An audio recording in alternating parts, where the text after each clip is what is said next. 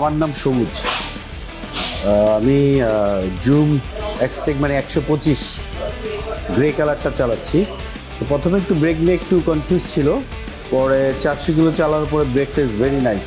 সবচেয়ে first attractive হলো চাকাটা।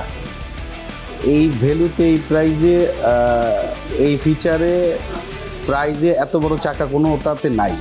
এখন পর্যন্ত 2700 কিলোর মতো চালায় ফেলছি। আর সবচেয়ে ভালো লাগছে স্মুথ, খুব স্মুথ, সাউন্ড খুব কম। আমি জানি হিরোর সাউন্ডগুলো কম হয়, এটাও দেখলাম সাউন্ড খুব কম।